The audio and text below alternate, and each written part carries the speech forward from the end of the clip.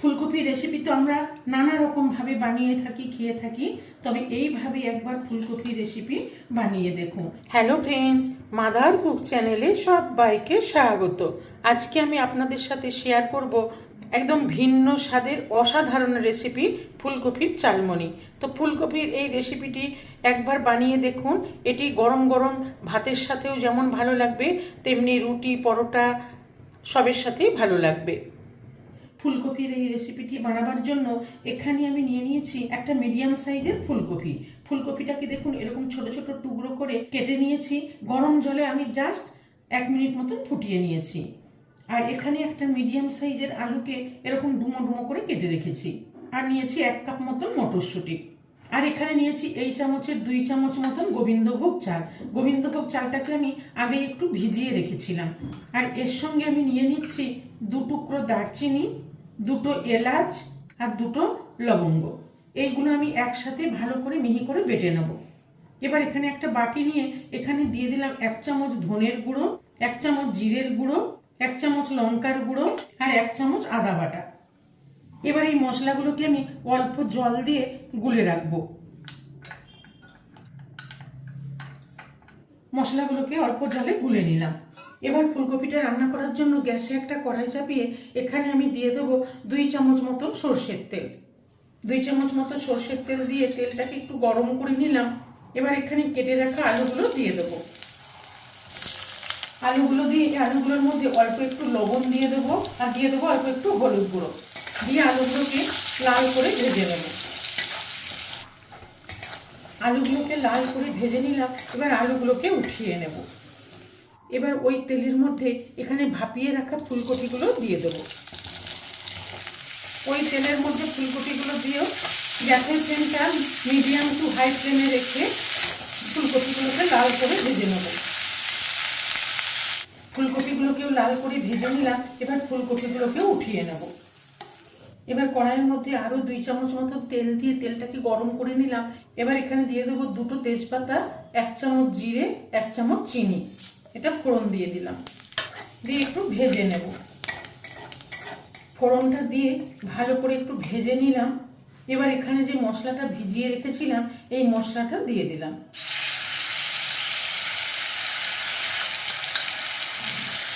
মশলাটা দিয়ে দিলাম আর দিয়ে দেবো পরিমাণ মতন হলুদ গুঁড়ো আর দিয়ে দেবো স্বাদ মতো লবণ। দিয়ে ভালো করে মশলাগুলোকে কষিয়ে নেব।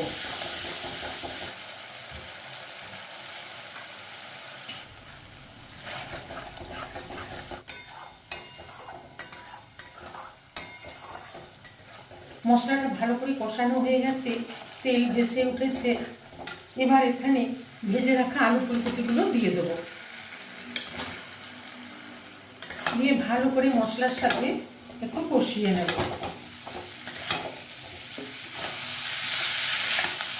এবার এখানে মটরশুঁটিগুলোও দিয়ে দেবো। দিয়ে ভালো করে সব কিছু একসাথে কষিয়ে নেব। ভালো করে ফুলকপি, আলু, মটরশুঁটি দিয়ে মশলার সাথে কষিয়ে নিলাম। এবার এখানে নিয়ে নিয়েছি কিছুটা গরম জল। এই জলটা দিয়ে দেবো।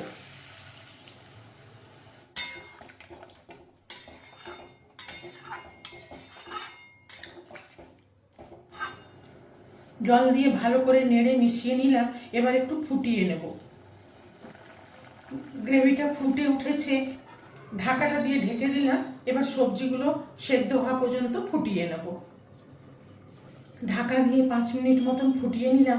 এবার ঢাকাটা খুলে দেখে নেব।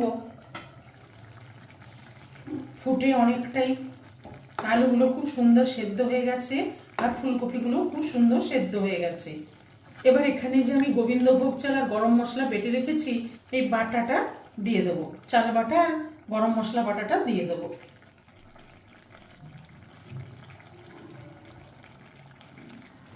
চাল বাটা আর গরম মশলার বাটাটা দিয়ে ভালো করে নেড়ে মিশিয়ে নেব। তবে বাটাটা কিন্তু খুব মিহি করে বেটে নিতে হবে। দিয়ে ভালো করে নেড়ে মিশিয়ে নেব। ভালো করে নেড়ে মিশিয়ে নিলাম। এবার এখানে দিয়ে দিলাম 2টো কাঁচা লঙ্কা। দিয়ে একটু ঢাকা দিয়ে দেব যাতে চাল বাটার কাঁচা গন্ধটা চলে যায়। এবার ঢাকাটা খুলে দেখে নেব। দেখুন বন্ধুরা কত সুন্দর হয়েছে। এবার এখানে স্বাদ মতো আর একটু লবণ দিয়ে দিলাম, আর অল্প একটু চিনি দিয়ে দিলাম।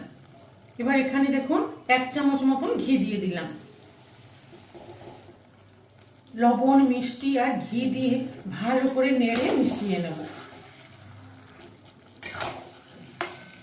গোবিন্দভোগ চাল বাটা, গরম মশলা আর ঘি দিয়ে ভালো করে নেড়ে মিশিয়ে নিলাম। এবার একটু ঢেকে দেব, দিয়ে 1 মিনিট মতন ফুটিয়ে নেব।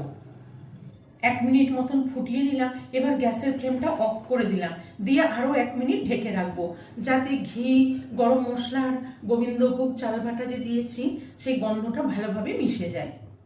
1 মিনিট ঢেকে রাখার পর এবার ঢাকাটা খুলে দেখে নেব।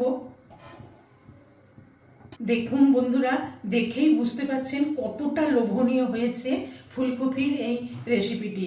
এই রেসিপিটি ভালো লাগলে মাদার কুক চ্যানেলটিকে লাইক, শেয়ার এবং সাবস্ক্রাইব করার অনুরোধ রইল। এবার গরম গরম আমি ভাতের সাথে সার্ভ করে নেব। এইভাবে একবার ফুলকপি রেসিপি বানিয়ে দেখুন, এটি রুটি, লুচি, পরোটা, ভাত সবের সাথেই দারুণ লাগবে। দেখুন বন্ধুরা, কতটা লোভনীয় হয়েছে ফুলকপির এই রেসিপিটি।